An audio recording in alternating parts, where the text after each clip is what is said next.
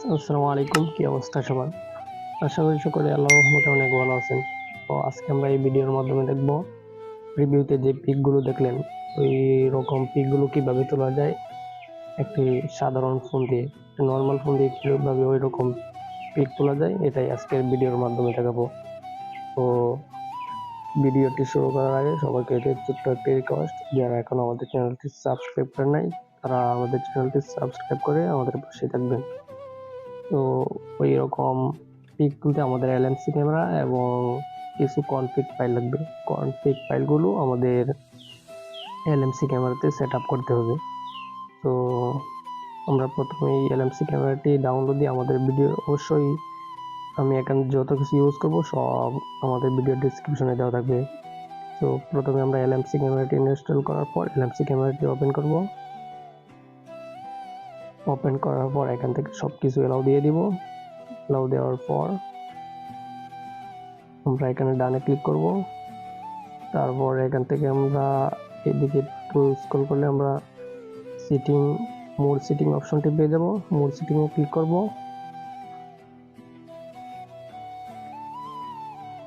মোর sitting এ click করার পর এদিকে একটু নিচের দিকে আসলে এদিকে দেখতে পাবেন কনফিগ সিটিং, এটার উপর ক্লিক করবেন। তারপর এখান থেকে সেভ সিটিং এটাতে ক্লিক করে এখানে আপনারা যে কোনো একটা নাম দিয়ে দেবেন। তো আমি আমার নামটি দিয়ে দিচ্ছি।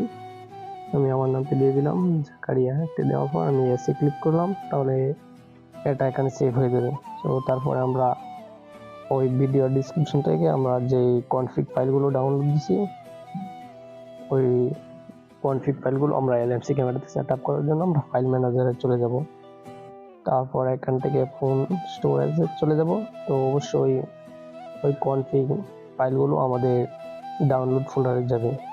আমরা এখান থেকে আমাদের ডাউনলোড ফোল্ডারে বাইর করব। আমি আমার এই ডাউনলোড ফোল্ডারটি বাইর করে আমি ওইখান থেকে যে ফাইলগুলো ডাউনলোড দিয়েছি এই ফাইলগুলো আমরা এখান থেকে সিলেক্ট করব।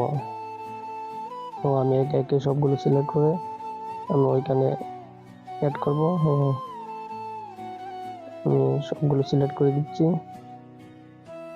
তো আমি যেভাবে করতেছি আপনারাও সেমভাবে করবেন, অবশ্যই কোনো সমস্যা হবে না। আশা করি কোনো সমস্যা হলে অবশ্যই আমাদের ফেসবুক পেজে নক করবেন। কোনো সমস্যা হলে ইনশাল্লাহ আমি সমাধান করে দেওয়ার চেষ্টা করব।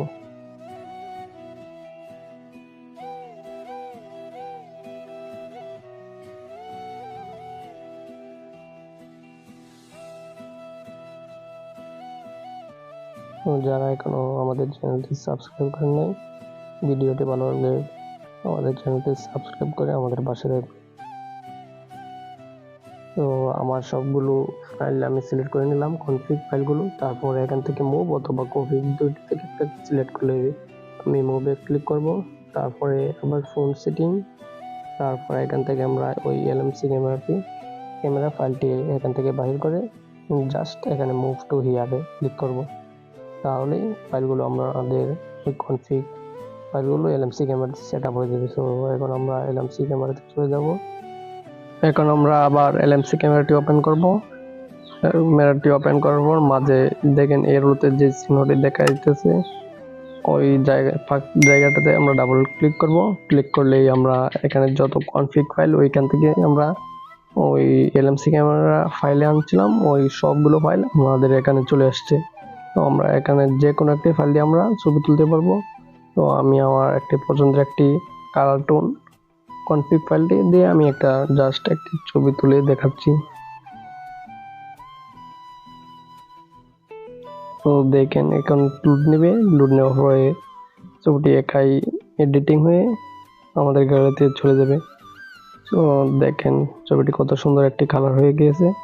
তো ভিডিওটি ভালো লাগলে অবশ্যই লাইক, কমেন্ট এবং শেয়ার করে আমাদের পাশে থাকবেন এবং পরবর্তী ভিডিওর নোটিফিকেশন পেতে বেল আইকনটি অল সিলেক্ট করে রাখবেন। ভিডিওটি শেষ পর্যন্ত দেখার জন্য অসংখ্য ধন্যবাদ। তো আজকে আমরা ভিডিওটি এখানে শেষ করছি। তো পরবর্তীতে এরকম আরো প্রতিনিয়ত ভিডিও পেতে আমাদের চ্যানেলটি সাবস্ক্রাইব করে রাখুন। তো পরবর্তী ভিডিওতে আবার আপনাদের সাথে দেখা হচ্ছে। ততক্ষণ সবাই ভালো থাকবেন। আল্লাহ হাফেজ।